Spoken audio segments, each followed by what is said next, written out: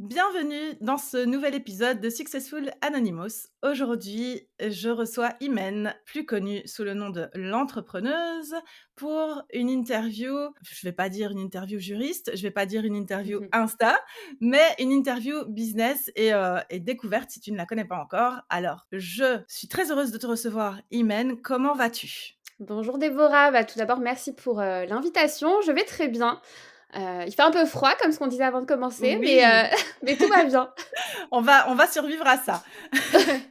Alors, est-ce que pour les personnes qui te connaissent pas, ce qui m'étonnerait, hein, parce que tu es quand même, une personnalité, installée, on va dire ça comme ça, du moins sur Instagram. Je sais que c'est, la majorité, des audiences qui nous écoutent viennent d'Instagram. Mais malgré tout, si quelqu'un débarquerait d'une autre planète, est-ce que tu peux te présenter, nous dire un petit peu qui tu es et ce que tu fais? Bien sûr, alors du coup je m'appelle Imane, j'ai 27 ans, bientôt 28.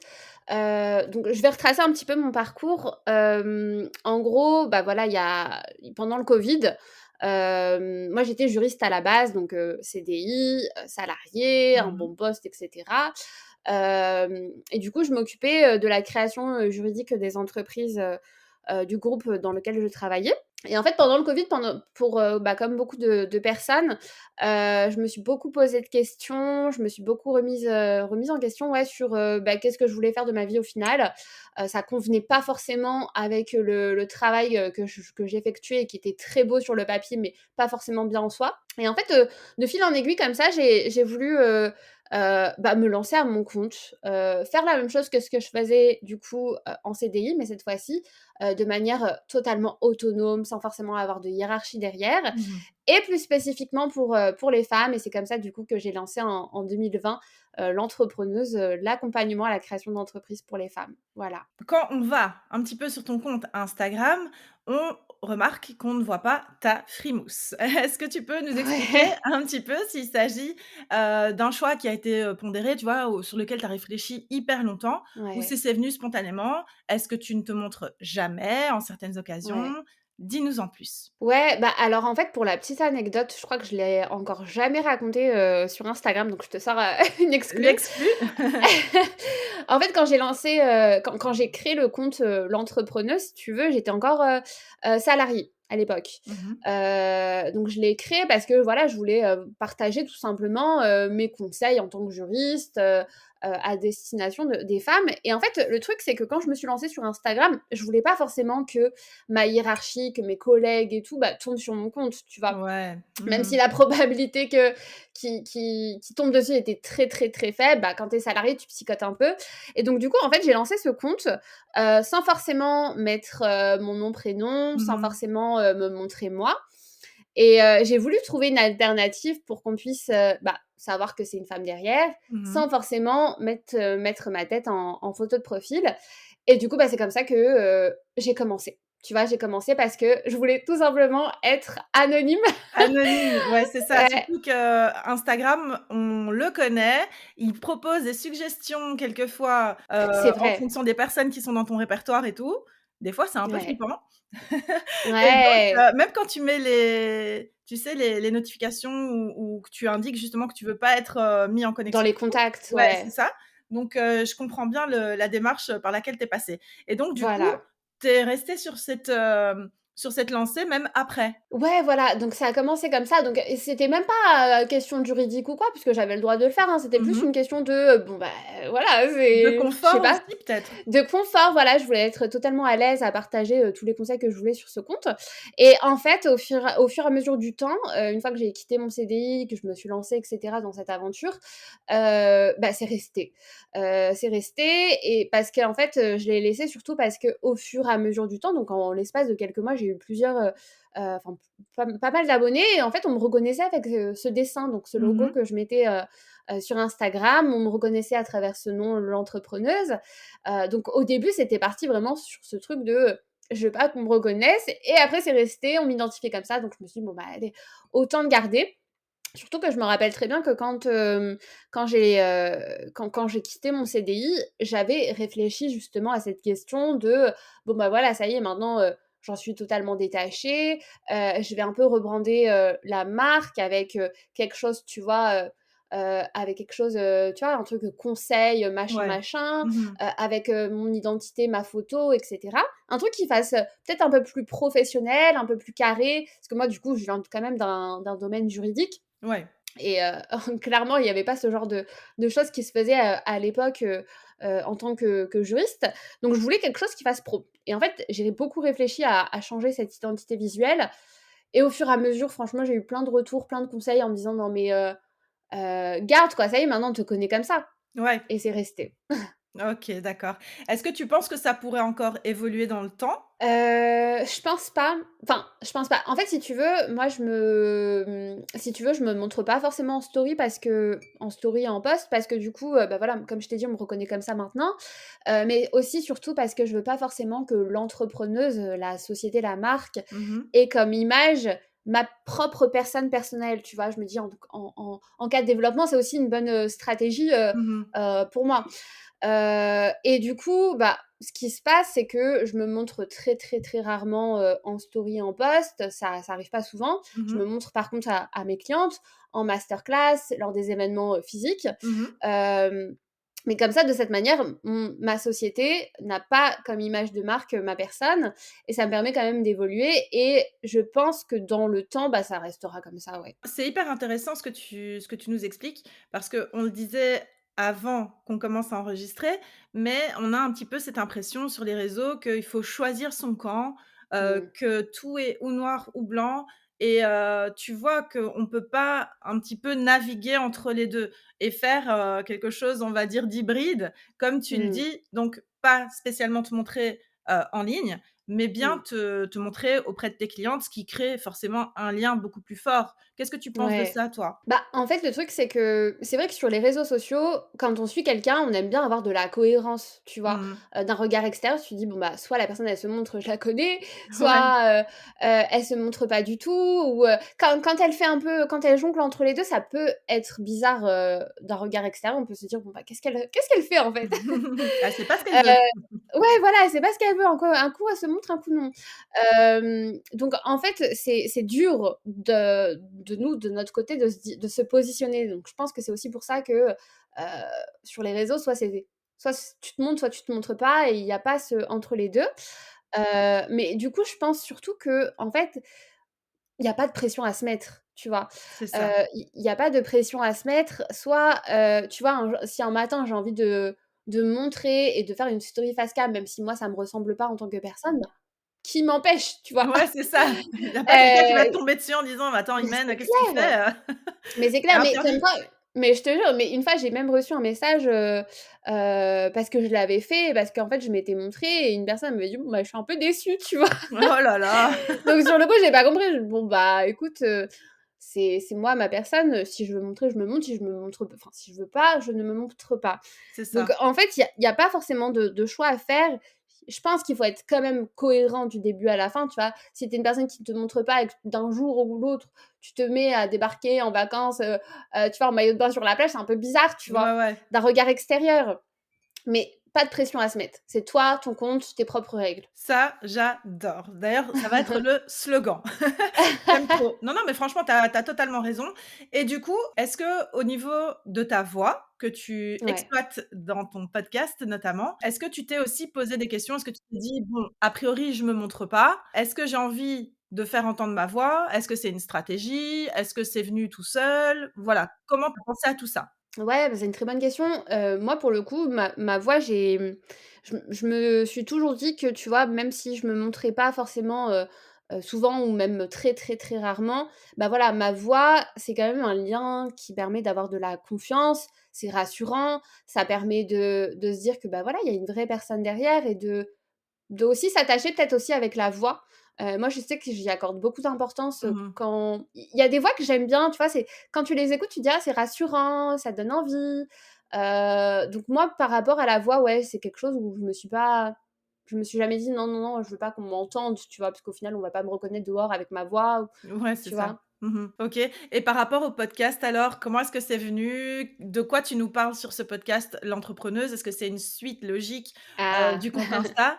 Dis-moi tout. Ouais, totalement. Bah, en fait, c'est totalement la suite logique. En fait, si tu veux, ce qui est frustrant avec Instagram, c'est que, bah, voilà, tu peux tu peux pas partager énormément de choses à travers un carrousel ou en tout cas, tu peux pas l'expliquer Ouais. avec tes propres mots, plus facilement et en fait, il faut savoir que moi, dans la vie de tous les jours, j'ai tendance à beaucoup parler, Mmh. d'entrepreneuriat à mes amis, en tout cas qui s'y intéressent et je peux parler pendant des heures de ça. Donc à un moment donné, on m'a tous dit: «Bon, bah, voilà, t'en parles beaucoup, t'es passionné, va raconter, tous tes conseils autour d'un podcast et au moins, on t'écoutera dessus». Ouais.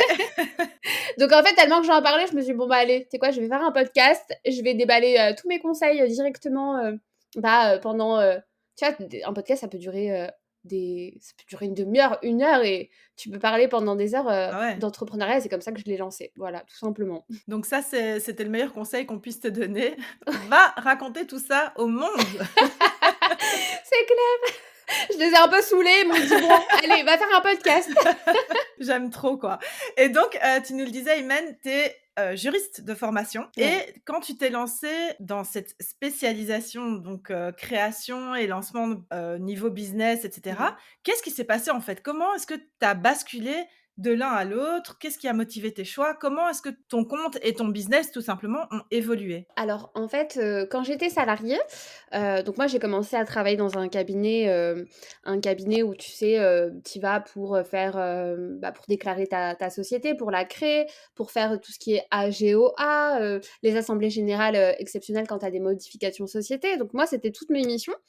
Donc j'ai commencé comme ça, donc directement, tu vois, en sortie d'études, c'était, ma spécialité, d'office, Mmh. vu que j'ai commencé par ça. Ensuite, après, j'ai travaillé dans une entreprise, donc un groupe français Mmh. donc pareil, je m'occupais, de la création des sociétés du groupe et des modifications, et du juridique, de manière générale. Et en fait, le truc, c'est que j'ai commencé comme ça, mais je me suis surtout rendu compte que, bah, voilà, mes clients étaient des entrepreneurs, enfin les clients, du cabinet dans lequel je travaillais étaient des entrepreneurs, beaucoup, beaucoup d'hommes, hein. C'était le Mmh. Ah ouais. cliché, de l'entrepreneur, tu vois? Un peu, tu sais, macho, qui te prend de haut, mais en même Ouais. temps gentil, limite qui est un peu, tu sais, des fois peut-être aguicheur ou quoi. Ouais, ouais. Heu et en fait, il y avait pas beaucoup de femmes, tout simplement. Il y avait pas beaucoup de femmes.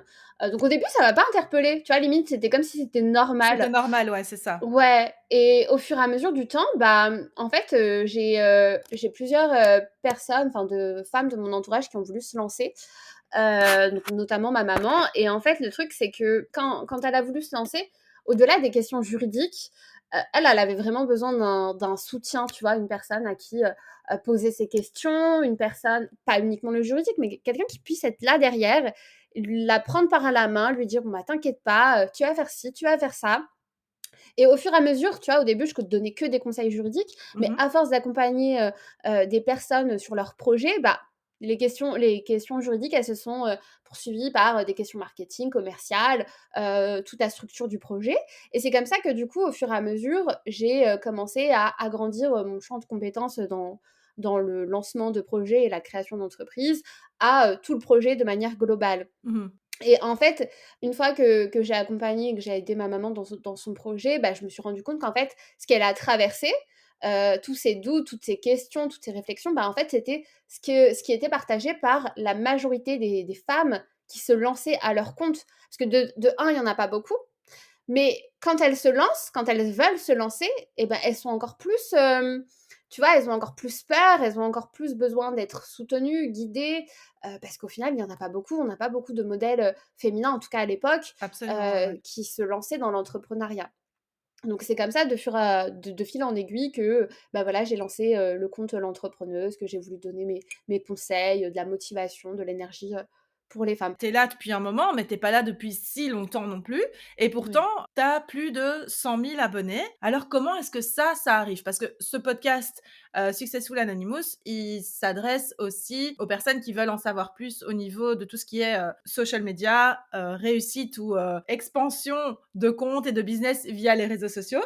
Donc du coup, dis-nous un petit peu comment est-ce que ça a pu arriver cette, réussite, extraordinaire quoi, en termes en tout cas de d'abonnés et de suivi parce qu'en plus, il faut quand même préciser que toi, Imen, tu fais partie de ces entrepreneurs avec un gros compte, mais qui sont hyper, accessibles et disponibles. Déjà, c'est gentil, merci. Je pense que je me rends pas compte, Ouais, je m'en rends tout simplement pas compte, mais c'est en fait, le truc, c'est que quand j'ai lancé ce compte, je suis vraiment partie d'une réelle volonté d'aider, tu vois? Et je pense que peut-être, c'est ce que je me dis avec du recul, peut-être que ça s'est senti. Peut-être que du coup, voilà, j'ai ciblé, une catégorie de personnes qui, bah, au final, elles rencontraient tous un peu, les mêmes problèmes et du coup ça a plu, ça a attiré. Et ensuite après, bah, au fur et à mesure, j'ai fait grandir ce compte parce que, tu vois, bah, mes compétences, entre grosses guillemets Mmh. de, dans le marketing et dans la communication, bah, je les ai aussi utilisées pour faire grandir ce compte-là. Donc tout ce que j'enseigne, aux femmes que j'accompagne, bah, j'ai moi-même, suivi mes propres conseils forcément, donc c'est comme ça que Mmh. j'ai fait, agrandir mon compte. Et je dirais que voilà, c'est beaucoup de partage en totale bienveillance. C'est-à-dire que au delà de vouloir vendre des produits ou des services, je suis vraiment partie de l'optique de aider les personnes, aider les femmes dans leur développement, tu vois? Quand tu suis mon compte, je veux pas que tu te sentes en gros obligée d'acheter mes produits ou mes services. Je sais pertinemment que toi derrière, bah, ça t'aidera. Je te dis toi, mais je parle de manière générale. Ça t'aidera forcément, à aller 1000 fois plus vite, mais en tout cas, tu vas déjà pouvoir retrouver, tu vois, des bribes Mmh. de conseils, que tu vas pouvoir déjà appliquer, dans la création de ton entreprise. Voilà, donc je suis partie de ça, tout simplement. La volonté d'aider, donc une belle intention derrière, tu t'es dit: «Ce que je vends, c'est bien, mais Ouais, derrière le but principal, c'est d'aider, au moins mettre le pied à l'étrier, quoi». Parce qu'on sait que quand exactement. ouais, parce qu'on sait que quand on commence, souvent, ben, il y a peu de moyens ou des choses comme ça, mais il faut pas être, bloqué peut-être par le budget ou des choses comme ça. Toi, tu voulais déjà délivrer du contenu qui permette de commencer, quoi, d'y aller et Ouais, de ouais, ouais, de ouais. faire après avec ce qui vient. Exactement. Ouais, ouais, ouais. Petit à petit, bah, en fait, c'est ce que je dis, tu vois, le plus gros pas, enfin, ce qui est le plus compliqué, c'est de commencer quelque part, tu vois? Et ensuite, après, quand tu commences, bah, de définir le plan d'action qui va suivre pour atteindre ton objectif. Donc c'est ces petites étapes que j'ai voulu partager et qui je me dis en fait, le truc, c'est que, voilà, de la même manière que je veux aider, des copines, ma maman, mes sœurs, à se lancer dans l'entrepreneuriat, bah, je veux le faire, à travers ce compte aussi, À grande échelle. à grande échelle. Ça se ressent et c'est certainement une clé et un facteur, décisif de l'accueil que tu rencontres derrière et de l'engouement qu'il y a derrière ce compte, donc ça, c'est vraiment top. Si tu devais regarder donc en arrière, par rapport à ton parcours, est-ce que tu as rencontré certaines difficultés? Comment tu as fait pour les surpasser? Ouais. Bah, je pense que ce qui est difficile, c'est de manière générale, mais aussi, ce qui a été difficile pour moi quand je me suis lancée, c'est qu'en fait, j'ai l'impression que quand on se lance, tu vois, directement, on se pose des questions, mais qui n'ont même pas lieu d'être. C'est-à-dire, tu te Mmh. poses des questions sur, bah, des questions sur vraiment plus tard, plus tard, plus tard, comment tu vas faire pour faire ceci, comment tu vas faire pour faire cela. Alors qu'au final, c'est même pas des problèmes qui t'atteignent, maintenant, qui sont importants pour maintenant. Donc du coup, tu vas te bloquer avec ces questions-là. Enfin, en tout cas, c'est ce qui ressort beaucoup des personnes que j'accompagne. Tu vas te bloquer sur les personnes sur les questions qui se posent, qui vont se poser dans 2 3 ans, alors que c'est même pas important pour ta prochaine étape, tu vois? Donc je dirais que c'est ça, en fait. Essayer de se canaliser dans toutes ces pensées. Que ce soit les pensées, les questions, toutes les questions qui peuvent nous venir en tête, mais aussi, toutes les idées qu'on peut avoir au quotidien, bah, tout ce qui nous chamboule, la tête au quotidien quand on est entrepreneur. Parce qu'il faut savoir que quand on se lance à son compte, notre cerveau ne se met plus jamais en off, c'est Ouais, c'est fini. ça. Ouais, c'est ça.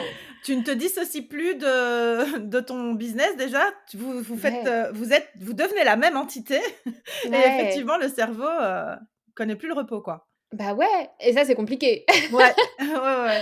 Non, je dirais que c'est ça. Et alors comment tu fais par rapport à ça? Bah, au début, ouais, au début, c'était très, très compliqué donc moi, je suis de base, je suis une personne qui travaille beaucoup mais quand tu te lances, dans l'entrepreneuriat, c'est fois 1000.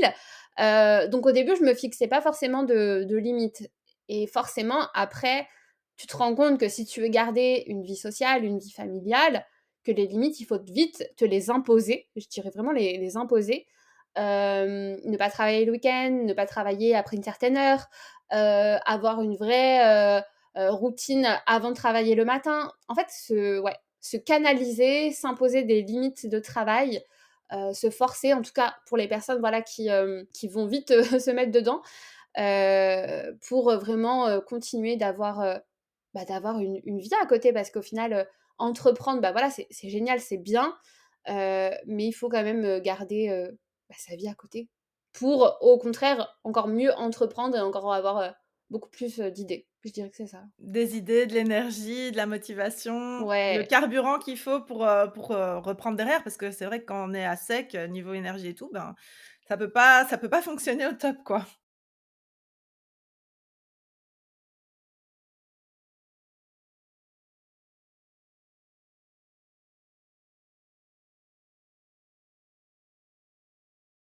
Mmh. Est-ce que tu dirais qu'il y a beaucoup de personnes qui se lancent et plutôt très peu de personnes qui tiennent sur la longueur? Alors je pense que les personnes qui il y a beaucoup de personnes, enfin de plus en plus de personnes qui se lancent, ça c'est sûr et c'est bien. Après je pense aussi qu'il y a pas mal de personnes qui se lancent, mais pas pour les bonnes raisons. Mmh. Ouais, Qui veulent, trouver dans l'entrepreneuriat un échappatoire au salariat, en pensant que, bah, voilà, entreprendre, bah, c'est la liberté, parce qu'il y a beaucoup de personnes qui prônent ça sur les réseaux sociaux, être digital nomade, travailler, je sais pas, 1 heure 1 par heure et demie par jour. jour, ouais, voilà, c'est Ouais, ça. voilà. Non, la réalité, c'est pas ça, et je pense que c'est peut-être, des personnes qui pensaient que c'était ça et qui peuvent arrêter très vite, Mmh. ou alors des personnes qui, bah, voilà, au bout de, je sais pas, un mois ne voient pas de résultat, du coup, elles arrêtent. Voilà. Parce que tu vois la réussite sur les réseaux sociaux, tu vois que ça marche pour d'autres personnes, tu te dis: «Bon, bah, pourquoi ça marche pas pour moi? Bah, j'arrête, c'est pas fait pour moi». Donc c'est vrai qu'il y a pas mal de personnes qui peuvent, en tout cas quand elles sont pas, accompagnées, qui peuvent s'arrêter très vite parce que, voilà, c'est la désillusion. Exactement. Donc ça c'est dommage, ouais. Je pense que c'est pour ça que j'essaye un peu de montrer sur les réseaux sociaux, bah, que derrière c'est du travail, que ça se crée pas en un jour, Mmh. et que, bah, c'est pas que tu y arrives pas au bout d'un mois que, c'est voué à l'échec, non. Exactement et ça, c'est hyper important que tu le rappelles parce qu'avec, cette, culture du swipe, du scroll, du Mmh. du vite, vite, vite, vite, vite et bien, les personnes qui se lancent ont tendance à croire et c'est ce qui est vendu aussi par certains, Ouais. types de comptes, hein, malheureusement, mais voilà, avec ce qui est vendu, on s'attend à avoir le succès, overnight comme on dit donc comme tu as dit, tu bosses 1 heure par jour, pendant même pas un mois, mais pendant 2 semaines et tu vas avoir tes, Mmh. 10 000 € par mois. Mais non, quoi. Qu'est-ce que tu as envie de dire aux personnes qui ont peut-être cru à ça et qui quand même se disent: «Allez, je vais essayer, mais j'ai peur de pas y arriver du coup». Ouais, ouais, ouais. Bah, en fait, le truc, c'est que je pense que déjà, faut se dire que, bah, voilà, la réussite, elle se crée pas en une journée, ça, c'est sûr, Mmh. mais qu'il faut apprendre à être patient. La patience, c'est hyper important, hein, que ce soit dans le professionnel, mais dans tous les aspects de sa vie, à être patient. C'est-à-dire que, hier, c'est arrivé qu'hier, j'ai reçu un message d'une fille qui me dit: «Bon, bah, voilà, j'ai passé, ma soirée à chercher un fournisseur, j'ai pas trouvé». Mmh. Bah, oui, mais moi ça me choque pas en fait en une soirée, bah, non, c'est c'est des certaines entreprises qui ont, beaucoup, beaucoup de salariés qui s'y mettent à temps plein, ne trouvent pas des fournisseurs en une soirée. Donc Mmh. voilà, faut se dire que c'est pas qu'on voit la réussite chez les autres et qu'on pense que ça s'est fait rapidement, que forcément nous ça doit être la même chose. Donc en gros, il faut un juste milieu entre, vouloir aller vite pour avancer, ce qui est bien, Mmh. mais aussi être patient dans les efforts en se disant: «Ça va pas arriver du jour au lendemain, il va falloir, tu vois, bah, continuer ses efforts et continuer, ses recherches ou son travail». Et à contrario aussi, par contre, je vois aussi beaucoup de personnes, tu me diras ce que tu en penses toi, Mmh. qui, hem, qui passent des mois et des mois et des mois à travailler sur, un projet, qui s'acharnent, sur, par exemple, leur communication en se disant: «Bon, bah, voilà, le premier client, va arriver forcément à un moment ou à un autre», et qui ne se posent pas la question si est-ce que ce qu'elles font, c'est bien ou pas, tu vois? Donc elles vont s'acharner, mais dans l'autre sens. C'est ça. Mais ça rejoint un petit peu ce que tu disais, plus tôt. dans l'interview et c'est se poser les bonnes questions, voir si c'est ça qu'il faut faire maintenant. Tu vois, quand tu parlais de se poser des questions qui n'ont pas encore lieu d'être, et cetera, en Ouais, fait, c'est mettre les priorités au mauvais endroit, quoi, tu vois? Ou au oui, mauvais moment. Je pense que ça rejoint un exactement. petit peu ça. Ouais, totalement. Bah, en fait, le truc, c'est que tu te dis: «OK, pourquoi ça fait combien de temps que j'essaye de faire cette stratégie? Ouais, Si je refais la même chose, pourquoi ça risque d'avoir des résultats différents alors que je refais exactement. tout le temps la même chose?» Je crois qu'il y a une phrase comme ça de d'Einstein, D'Einstein, si ouais. si je me trompe pas, qui dit ça, ouais. La folie, c'est Ah oui! d'espérer avoir des résultats différents en faisant les mêmes, actions ou quelque chose comme ça. Bon, c'est un petit remix, façon Déborah, mais voilà, on aura compris l'idée. Ouais, bah, c'est exactement ça. Donc un juste milieu entre, avancer, pour réussir, tout en, se posant les bonnes questions au bon moment, pour ne pas refaire sans cesse les mêmes choses, des choses qui ne marchent pas forcément dans son business et tu vois, brasser dans l'air. Est-ce que tu dirais que dans ça, dans cette idée spécifiquement, l'accompagnement, plutôt que peut-être simplement la formation en distanciel ou tu Mmh. vois en e-learning, est hyper important parce que ça permet de recalibrer sans cesse, en fait? Ouais, totalement, bah, à 1000 dans le sens où derrière, bah, tu peux avoir, une personne qui te guide et ça, c'est hyper important pour ne pas, s'éparpiller. Parce que le risque quand tu te lances, c'est de s'éparpiller et de faire des choses qui sont soit pas forcément utiles, soit aller dans tous les sens et se poser des questions, tu vois, qui n'ont pas forcément lieu d'être dès le début. Mmh. Donc pour moi, c'est primordial et je sais qu'en tout cas, toutes les filles que j'ai accompagnées et que j'accompagne encore actuellement, elles m'ont toutes dit, mais sincèrement, comment j'aurais fait sans, tu vois? Je Ouais. pensais au début, que, bah, voilà, c'était possible d'y arriver, mais en fait, tu te rends compte que quand tu te lances, il y a tellement de choses peut-être à savoir, à comprendre qu'il faut du recul et il faut, avoir je dis pas forcément un accompagnement, une formation derrière, au moins un guide, ça peut même être un livre, tu vois? Mais quelque chose qui te donne des étapes au fur et à mesure pour ne pas te brûler les ailes et pour ne pas t'éparpiller. Pour moi, c'est hyper important. Alors, on va revenir un petit peu parce que là, on s'est éparpillé. À Bruxelles, plus particulièrement, on dit que les personnes qui parlent beaucoup, ce sont des bablutes et là, clairement, moi, je suis une bablute. Donc tu vois, si on commence à parler de quelque chose, je peux m'étaler très loin et t'emmener avec moi. Donc continue à te poser des questions et puis après, je vais te dire: «Iman, écoute, franchement, tu as un petit peu abusé, on est parti beaucoup trop loin, donc revenons sur le Je sujet de suis base». pas mieux. En tout cas, merci beaucoup pour tous ces conseils-là et je vais revenir un petit peu sur la base, en tout Ouais. cas de cette interview-ci. Par rapport à ton compte Instagram justement et par rapport à tes réseaux et puis ton site et toutes tes plateformes, est-ce qu'au moment donc où tu t'es lancée et puis par la suite, parce que tu nous as expliqué que tu avais décidé donc de rester sur ce choix-là avec ton avatar et cetera. Est-ce que tu as cherché des alternatives assez rapidement au fait de pas te montrer ou tu t'es dit: «On verra bien ce que ça donne»? Non, bah, en fait, les alternatives, elles sont venues un peu, de manière naturelle. Mais je pense qu'il y a des bonnes pratiques à adopter, quand on se lance, surtout dans les domaines de la prestation de service, du coaching et de la formation. Parce que tu vois, tu aimes bien savoir qui est derrière, Ouais. plus en tout cas que quand tu fais du e-commerce. Il y a des bonnes pratiques à adopter, je dirais, quand on ne veut pas forcément se montrer. Mmh.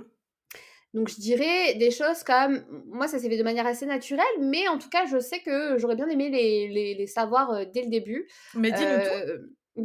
C'est parti. Comme par exemple le fait de, mine de rien, même si toi tu te montres pas en tant que personne, c'est bien d'avoir soit un avatar, soit un symbole qui te représente, Mmh. une couleur, un style, donc une image de marque de manière générale qui soit bien différenciante, pas forcément copier-coller sur quelqu'un d'autre, Ouais. et dans laquelle on puisse, s'identifier, se dire: «OK, quand je vois telle image, bah, je pense directement à cette personne-là». Mmh. Donc déjà, je dirais une image de marque bien précise et bien différenciante, mais aussi, des petits éléments, visuels et de la vie de tous les jours qui vont faire en sorte que quand on, quand on voit cette chose-là, on va penser à toi. Je pense, bon, à Léna Situation qui pour le coup, elle se montre, hein, Ouais, ouais, mais qui, tu vois, elle a fait, du Refresha.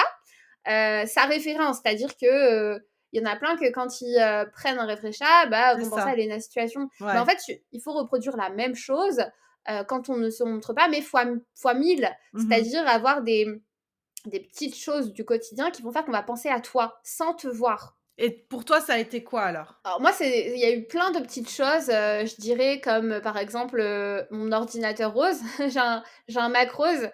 Dis-toi qu'une fois, on m'a reconnue grâce à cet ordinateur.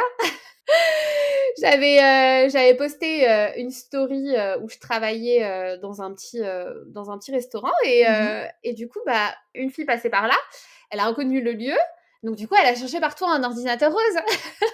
Tu t'es Donc fait du coup trahir par ton ordi, par ton Mac. voilà, donc du coup exactement, donc du coup, directement elle a pensé à moi et j'ai même des personnes qui, bah, voilà, qui ont pu acheter, des ordinateurs, rose gold comme ça, qui m'ont envoyé en photo en me disant: «Bon, bah, voilà, j'ai pensé à toi», je l'ai pris quoi. C'est Donc trop chouette ça. bon, j'ai pas de commission, d'Apple, hein, mais Non, non, malheureusement, donc s'il passe par là, on sait jamais. malheureusement.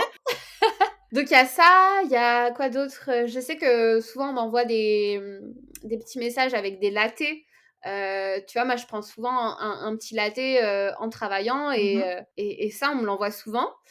Donc ça peut faire penser, à moi d'une certaine manière, en tout cas les personnes qui me suivent, beaucoup en story.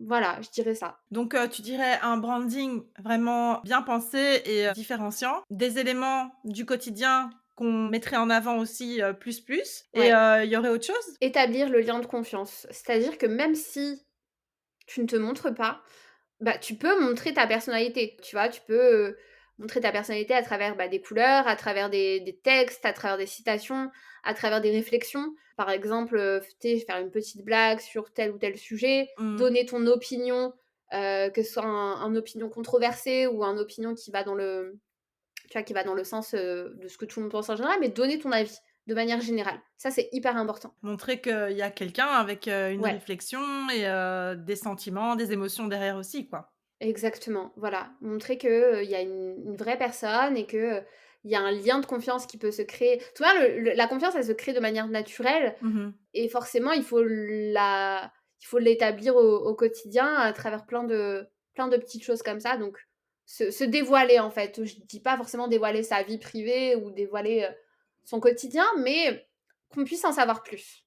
Par exemple, pour, les femmes qui voudraient se lancer en ligne, tu en as certaines qui te disent qu'elles ont peur. Elles veulent, mais elles ont peur parce qu'elles ont peur de pas être, remarquées ou, qu'on ne se souvienne pas d'elles ou tu vois, de pas pouvoir, se démarquer, des autres comptes parce qu'elles, elles ont décidé de pas se montrer, en tout cas pour le moment et que ça va être dur. Qu'est-ce que tu leur dirais à ces femmes-là? Bah, je dirais qu'en fait, il faut partir de l'optique de se dire que tu vois, il y a plein, plein, plein de marques, d'entreprises qui, bah, qui sont sur le marché actuellement et dont on ne connaît pas du tout, l'entrepreneur ou l'entrepreneuse qui se cache derrière. Mmh. Tu vois, les grands groupes, personnellement, moi, je vois pas du tout à quoi ressemblent les dirigeants, tu vois? Mmh. Donc c'est tout à fait possible. Déjà, le fait de se montrer en tant que, tu vois, en tant que marque et montrer qu'il y a des personnes derrière, c'est quelque chose qui est très, très récent sur les réseaux sociaux. À la place, appliquer d'autres alternatives pour créer ce lien de confiance avec les personnes. Mmh. Et voilà, je dirais vraiment se rappeler que c'est pas nécessaire, que c'est pas obligatoire, pour ne pas mettre de pression. On peut appeler ça, même une croyance limitante que de penser que parce qu'on ne se montre pas, ça va pas aller ou que c'est obligatoire de se montrer pour réussir. Ouais, ouais, ouais, totalement. Bah, franchement, Iman, merci beaucoup, beaucoup pour, tous les conseils que tu nous as donnés, pour, toutes tes explications en toute transparence. Franchement, c'est un épisode riche, ouais, en je vais pas dire des tips parce que ce sont pas des tips, mais en tu vois, en parcours de vie et tout donc merci beaucoup à toi. Est-ce que, avant qu'on se quitte, tu pourrais, nous parler un petit peu de ton actualité? Est-ce que tu as quelque chose qui mijote pour le moment, qui va arriver ou qu'est-ce que tu fais, en fait et qu'on ne sait pas? Bah, déjà, merci encore pour l'invitation. Donc en ce moment, donc pour celles qui me découvrent, je propose un programme, d'accompagnement à la création d'entreprise. Je fais uniquement 3 sessions par an et la prochaine, ce sera en mai 2023. Donc pour celles qui souhaitent, nous rejoindre, bah, ce serait avec grand plaisir et pour celles qui, pour le coup, sont déjà, lancées, mais qui souhaitent au contraire, bah, voilà, booster, leur activité, se faire connaître sur les réseaux sociaux, voilà, augmenter, leur chiffre d'affaires et tout ce qui s'ensuit. Je suis en train de créer un programme spécialement pour elles, qui sortira, du coup, courant 2023. Donc je vous invite à me suivre sur Instagram, voilà. Bah, c'est génial. De toute façon, moi, je vais mettre tous les liens pour pouvoir te suivre, te contacter, que ce soit, ton lien Insta, le lien du site et aussi, le lien du podcast. Je mettrai tout ça juste sous l'épisode. Je te remercie encore d'avoir accepté mon invitation, d'avoir été comme ça transparente avec nous et je te laisse le mot de la fin. Bah, merci beaucoup. Écoute, c'était un plaisir, de discuter et d'échanger avec toi. C'est un plaisir de pouvoir donner, encore plein de conseils, à travers, ton podcast, et voilà, c'est tout. OK, bah, merci beaucoup Imen. Je te dis à très bientôt et merci aux filles de nous avoir écoutées. À bientôt. Au revoir.